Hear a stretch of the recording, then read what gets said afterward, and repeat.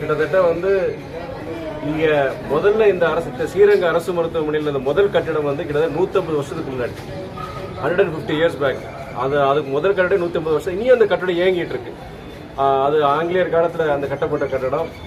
அது இல்லாமல் மற்ற கட்டடங்கள் நிறைய கிட்டத்தட்ட இந்த வாட்டர் டேங்க் எல்லாம் பார்த்தீங்கன்னா 80 வருஷம் ஆச்சு, 80 இயர்ஸ் ஆயிடுச்சு. நிறைய இந்த கட்டமைப்பை பொறுத்த வரைக்கும் நிறைய வந்து சவால்கள் இருக்கு. பல சவால்கள் மத்தியில் இங்க இருக்கிற அரசு மருத்துவர்கள், செவிலியர்கள் அவங்களுடைய பணிகளை சிறப்பாக செஞ்சுட்டு இருக்கிறாங்க. கொஞ்சம் ஸ்டாஃப் ஷார்ட்டேஜ் இருக்கு, nurse shortage, doctor shortage. Plus பார்த்தீங்கன்னா யாருக்கே சொன்ன மாதிரி கட்டமைப்பில் நிறைய வந்து சவால்கள் இருக்கு. இருந்தாலுமே அவங்க வந்து அவங்க பணிகளை சிறப்பாக செஞ்சுட்டு இருக்கிறாங்க.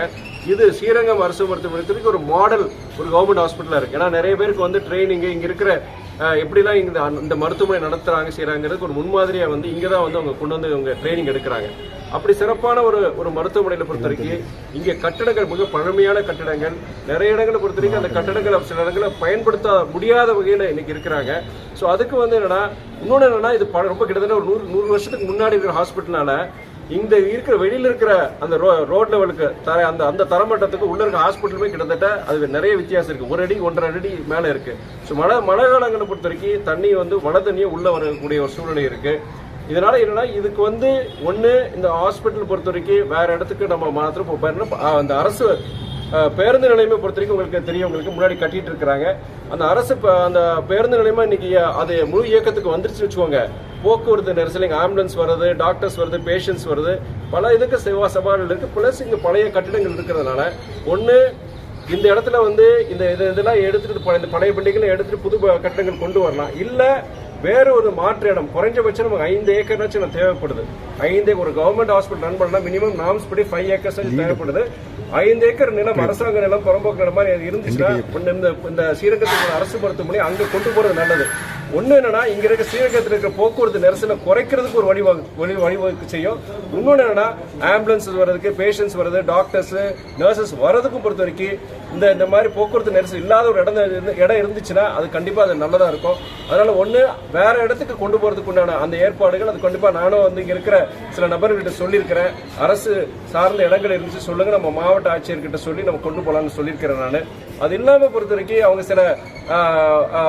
சில எக்யூப்மெண்ட்ஸ் சில இதெல்லாம் வந்து கேட்டிருக்காங்க. சில சிஎஸ்ஆர் இதுல ஏதாவது பண்ணி கொடுக்க முடியுமான்னு எல்லா இதையும் நான் எல்லாம் விரிவா நான் எடுத்துக்கிட்டேன். நான் எல்லாமே நான் நோட் அவுட் பண்ணிட்டு கண்டிப்பா வந்து இது விஷயமா வந்து நம்முடைய அமைச்சர், சுகாதாரத்துறை அமைச்சர் அண்ணன் மாசு பொறுத்த வரைக்கும் அவர் சிறப்பான முறையில் அவர் பண்ணிட்டு இருக்கிறாரு. உங்களுக்கு எல்லாருக்கும் தெரியும், அதாவது அரசாங்கத்துக்கு பொறுத்த வரைக்கும் கடுமையான ஒரு பொருளாதார நெருக்கடி இருக்கு, குறிப்பா நம்முடைய சுகாதாரத்துறையிலே இருக்கு. அதனால வந்து அமைச்சரே செய்ய நினைச்சாலுமே, முதலமைச்சரே இந்த அரசாங்கம் செய்ய நினைச்சாலுமே சில காரணங்களை முக்கியமா அந்த பொருளாதார அந்த நெருக்கடினால செய்ய முடியாத சூழ்நிலை இருக்கு. இருந்தாலுமே உங்களுக்கு அரசாங்கம் ஒரு புறம் சிஎஸ்ஆர் இனிஷியேட்டிவ், கார்பரேட் கம்பெனிகளோட சிஎஸ்ஆர் இனிஷியேட்டிவ்ஸ், இதுல வேற ஒன்றிய அரசாங்கம் மூலியமா ஏதாவது திட்டங்கள் மூலியம் அதை கொண்டு வர முடியாது கலந்து ஆலோசிச்சு நம்முடைய அமைச்சர் மாசு அண்ணங்கிட்டையும் கேட்டுட்டு இந்த ஸ்ரீரங்கத்துக்கு பொறுத்த வரைக்கும் கூடுதல் அதிக கவனம். ஏற்கனவே கந்தரக்கோட்டையில் உங்களுக்கு எல்லாருக்கும் தெரியும், கந்தரக்கோட்டையில சில மாதங்களுக்கு முன்பு அங்க இருக்கிற ஜிஹெச் இன்ஸ்பெக்ஷன் பண்ண, புதுக்கோட்டையில் இருக்கிற அங்க ஜிஹெச் இன்ஸ்பெக்ஷன் பண்ண, அங்கேயுமே சில இது மாதிரி தேவைகள் இருக்கு. எல்லாம் மொத்தமா இது பண்ணிட்டு கண்டிப்பா நம்முடைய அமைச்சர் அவரையே சந்திக்க போறேன்.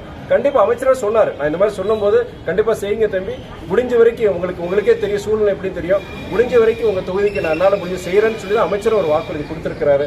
அதன் அடிப்படையில் நான் இங்க இருக்கிற மருத்துவர்கள், செவிலியர்களுக்கு நான் நன்றி தெரிவிச்சேன். இவ்வளவு சிரமங்கள், இவ்வளவு கஷ்டத்துக்கு மத்தியிலே நீங்க இவ்வளவு சிறப்பா நீங்க பண்ணிட்டு இருக்கிறீங்க.